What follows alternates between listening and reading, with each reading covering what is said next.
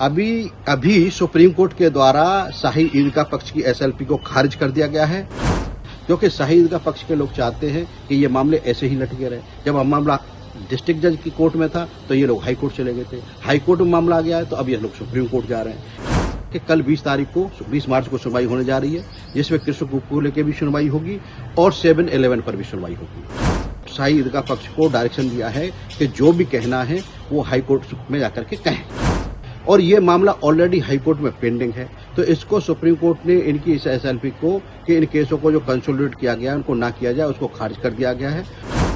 अभी supreme court के द्वारा शाही ईदगाह पक्ष की एसएलपी को खारिज कर दिया गया है, जिसमें शाही ईदगाह पक्ष के लोगों का कहना था कि उच्च न्यायालय इलाहाबाद में जितने भी केस चल रहे हैं सबको जो कंसोलिडेट कर दिए गए थे उनको अलग अलग सुनवाई की जाए।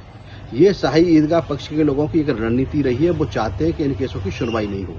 उनको ये सोचना चाहिए कि न तो इस केसों के जो कंसोलिडेट किए गए हैं वादियों को कोई दिक्कत नहीं है, तो इनको क्या दिक्कत हो रही है, और ये मामला ऑलरेडी हाई कोर्ट में पेंडिंग है। तो इसको सुप्रीम कोर्ट ने इनकी इस एसएलपी को कि इन केसों को जो कंसोलिडेट किया गया है उनको ना किया जाए, उसको खारिज कर दिया गया है, और शाही ईदगाह पक्ष को डायरेक्शन दिया है कि जो भी कहना है वो हाई कोर्ट में जाकर के कहें।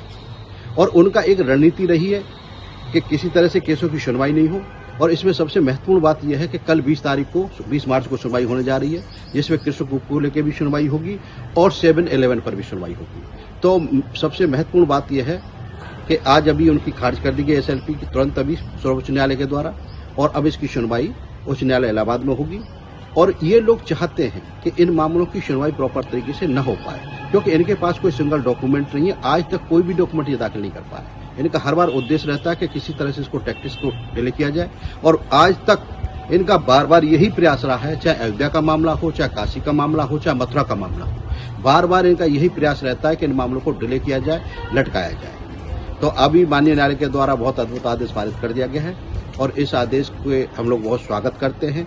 और अब हमें आशा है, विश्वास है कि शीघ्र सब केसों की सुनवाई होगी और शीघ्र हिंदू पक्ष को न्याय मिलेगा, क्योंकि शाही ईदगाह पक्ष के लोग चाहते हैं कि ये मामले ऐसे ही लटके रहे। जब मामला डिस्ट्रिक्ट जज की कोर्ट में था तो ये लोग हाई कोर्ट चले गए थे, हाई कोर्ट में मामला आ गया है तो अब ये लोग सुप्रीम कोर्ट जा रहे हैं। तो ये बार बार हर ऑर्डर के खिलाफ कोर्ट में जाते हैं, लेकिन इनको कहीं कोई सफलता नहीं मिलती है। तो मैं मानता हूं कि ये अभूतपूर्व आदेश माननीय सुप्रीम कोर्ट का है, इसका हम स्वागत करते हैं, और शीघ्र ही इस केस की हाई कोर्ट में सुनवाई होगी और हिंदू पक्ष को न्याय मिलेगा।